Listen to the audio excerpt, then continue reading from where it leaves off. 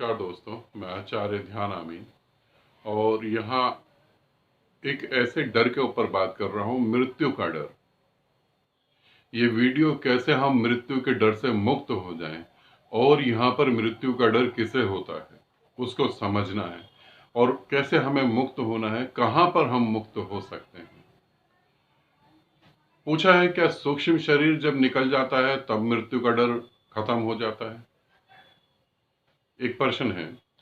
सूक्ष्म शरीर जब निकलता है तो तुम्हें मृत्यु का ये अनुभव होता है कि कम से कम इस शरीर के मिट जाने के बाद भी जीवन है। ये कंफर्मेशन होती है कि मैं इस शरीर के मिटने के बाद भी होऊंगा, मगर मृत्यु का डर तब भी रहता है। जिन लोगों का सूक्ष्म शरीर निकलता है मरते वक्त वो भी तड़पते हैं और वो भी चाहते हैं कि हम ना मरें।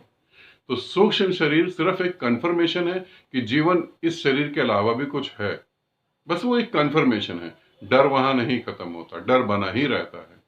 अब हम बात करते हैं मृत्यु का डर।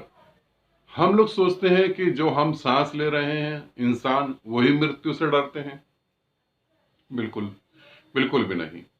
मृत्यु से जो लोग जीवित हैं, जो भी सांस ले रहा है वही मृत्यु से डरता है। बहुत गहराई से देखें तो वो मृत्यु से डरते हैं, ये तो ठीक है, मगर मृत्यु से वो भी डरते हैं जो तुम्हें निर्जीव लगते हैं। तुम्हें जीवित और निर्जीव कैसे महसूस होते हैं? जो गतिमान है उन्हें तुम कहते हो जीवित हैं। मैं बोल रहा हूं, मैं जीवित हूं, मगर अगर मैं बोलना बंद कर दूं और मेरी सांस रुक जाए तो मैं मृत हूं। तब भी मेरे शरीर में बहुत सारे जीवन पैदा हो रहे होंगे, बहुत सारे जीवन तेजी से मर रहे होंगे। ये सब हो रहा होगा। इसी तरीके से तुम देखते हो दीवारें, वो मृत हैं, वो सांस नहीं ले रही, मगर तुम्हें नहीं पता दीवारों की हर ईंट जीवित है। जो पेड़ हरा भरा है वो जीवित है, मगर जब तुम उसे काट के उसकी लकड़ी का जो कुर्सी बनाते हो, उसकी लकड़ी के दरवाजे बनाते हो, तुम सोचते हो वो मर गए। नहीं, वो फिर भी जीवित रहते हैं, वो भी सांस लेते हैं, वो भी उनसे बहती हैं तरंगे। हाँ, एक दिन वो जर्जर हो जाते हैं और जब एक दिन वो जर्जर हो जाते हैं सारी तरंगे बाहर निकल जाती हैं और पीछे कुछ भी नहीं रहता, वो एकदम मिट्टी के साथ एक हो जाते हैं। तब भी मृत्यु नहीं होती, तब एक नए जीवन की शुरुआत हो रही होती है। इसी तरीके से कोई भी नहीं चाहता कि मैं मरूं, कोई भी नहीं चाहता, पेड़ पौधे भी नहीं चाहते, जीव जंतु भी नहीं चाहते, कीड़े मकोड़े भी नहीं चाहते, कोई भी नहीं चाहता मैं मरूं। अब ये डर हम खत्म कैसे करें? यहाँ इनलाइटेंड मास्टर में बहुत प्यारे साधकों ने और बहुत बुद्धिमान साधकों ने आंसर दिया। वो आंसर सटीक है, बिल्कुल ठीक है कि हमारा कुछ खो जाता है। इसके ऊपर मैंने पहले ही 2-3 वीडियो बनाई है, तो उसके ऊपर ज्यादा नहीं बोलूंगा कि हमारा कुछ खो जाता है, इसीलिए हमें मृत्यु से डर लगता है।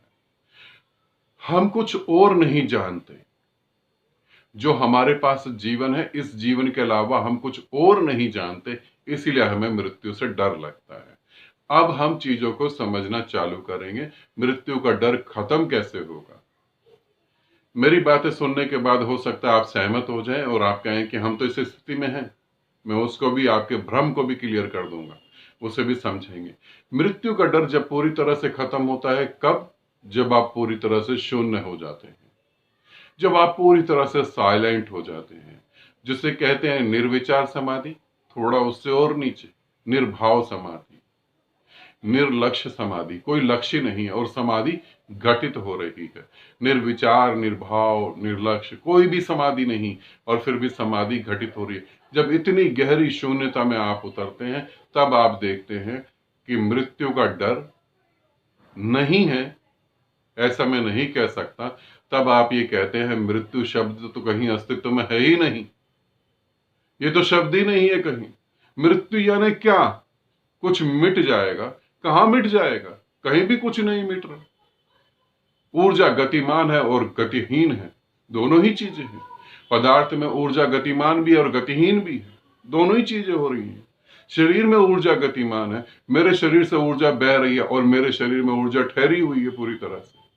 मृत्यु का भाव कहां? मृत्यु तो है ही नहीं, शब्द ही झूठा था, काल्पनिक शब्द है। तब डर नहीं खत्म होगा, तब ये ज्ञात होगा, तब ये जानेंगे कि शब्द ही झूठ है। परम शून्य में उतरने के बाद आपको दिखेगा सब चीजें गतिमान हो रही हैं और ठहरी हुई हैं।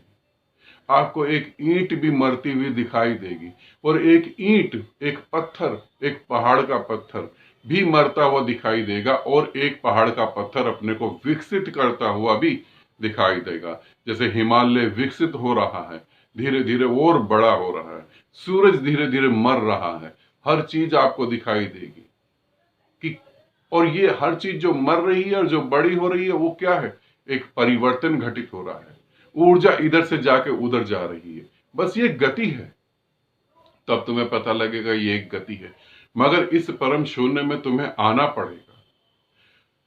हमारा सब कुछ छूट जाएगा, मेरे पति पत्नी छूट जाएंगे, मेरी प्रॉपर्टी छूट जाए, इसी कारण से मृत्यु का डर है। इन सब बातों को दिमाग से बाहर निकालो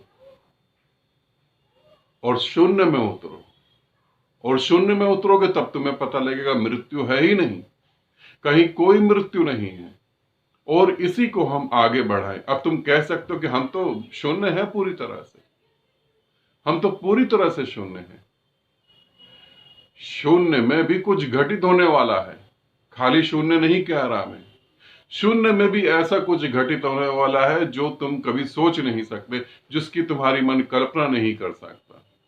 वो अगर बताऊं तो तुम उसकी भी कल्पना कर लोगे। शून्य में भी कुछ घटित होने वाला है। बहुत सारे लोग शून्य हैं, कोई विपස්සना करके शून्य हो गया, कोई ओम चैंटिंग करके शून्य हो गया, कोई ओम चैंटिंग सुन के शून्य हो गया, मगर फिर भी भय तो अब भी विद्यमान है, भय तो अब भी है, अब भी मृत्यु का अस्तित्व है। उसे समझना, जब तुम शून्य होगे तो उसके साथ कुछ घटेगा। एक शून्य होगा, उसके साथ दो चीजें घटेंगी। वो दो चीजें तुम्हें जाननी पड़ेंगी, क्या घटेंगी, क्योंकि ये दो चीजें बताने पर तुम्हारा मन इसकी भी कल्पना कर लेगा।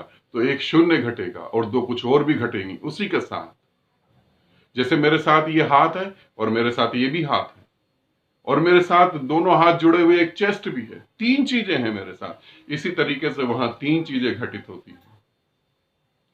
दूसरा, मृत्यु का भय खत्म करने का, या उसे समझने का, या उससे पार जाने का एक और भी तरीका है, वो भी मैं आपको यहां बताता हूं। मृत्यु का भय खत्म हो जाता है अगर आपके जीवन में कुछ पल प्रेम के हों, तो आप इसे समझ सकते हैं। थोड़ा मुश्किल है, सभी के जीवन में नहीं होता। कुछ लोगों के लिए पैसा महत्वपूर्ण होता है, कुछ लोगों के लिए इज्जत महत्वपूर्ण होती है, तो जरूरी नहीं है सभी के जीवन में। मगर हाँ, जिसके जीवन में प्रेम महत्वपूर्ण होगा, उसके पास कुछ ऐसे पल होंगे जब उस प्रेम में वो परम शून्य को उपलब्ध होता है, जब वो कहता है या तो समय ठहर जाए या मौत आ जाए, बस और कुछ नहीं। वहां मृत्यु खत्म हो चुकी होती है और समय का ज्ञात ही नहीं होता, समय का ज्ञान ही नहीं होता, समय कहां चला गया। और तीसरी एक कैटेगरी है जिनको मैं ये बता रहा हूं, और जिनको मैं स्पेशली ये कह रहा हूं कि आप अपना समय व्यर्थ नहीं करें, क्योंकि हमारे को धर्म अध्यात्म की शिक्षा वो लोग देते हैं जिन्हें खुद ही नहीं पता अध्यात्म है क्या। तीसरी एक ऐसी कैटेगरी बता रहा हूं, जो लोग ये सुनेंगे और उनके साथ ये घट रहा है वो हैरान हो जाएंगे। तीसरी वो कैटेगरी है जो ध्यान साधना करते करते और बिना ध्यान के भी जो ब्लैंक हो जाती है, जो ब्लैंकनेस घटती है, जहां कुछ भी नहीं होता, समय भी नहीं होता, उनका शरीर भी नहीं होता, उनका मन भी नहीं होता, उनकी आत्मा नहीं होती, कुछ भी नहीं होता। अब जब वो उसके बाद उठते हैं तो उन्हें पता लगता है, अरे इतना समय कहां चला गया। उनसे पूछो उस समय क्या कर रहे थे, वो कहते हैं वो तो हमें समय पता ही नहीं लगा, हम तो बिल्कुल ब्लैंक हो गए। उनके साथ भी मृत्यु का डर नहीं होता अगर उसी स्थिति में वो ठहर जाए, और उसी स्थिति में ठहरने के लिए जरूरी है कोई ऐसा गुरु जो तुम्हें बता पाए ब्लैंकनेस में हकीकत में तुम्हें करना क्या है। तो मृत्यु भय से कैसे मुक्ति हो सकती है? परम शून्य में, परम प्रेम में, और ब्लैंकनेस में, जहां सब कुछ खाली हो जाता है। ठीक है, इसे अच्छे से समझें। अपनी साधना की यात्रा जब तक अपनी साधना की यात्रा को बनाए रखें, जब तक ये कंफर्मेशन आपको ना मिल जाए कि अब इस बार यमराज के साथ नहीं, परमात्मा के साथ गति करनी है। अब यमराज नहीं, अब परमात्मा। तब तक साधना करते रहें, आनंदित रहें, सदा खुश रहें। बहुत बहुत प्रेम आप सभी को।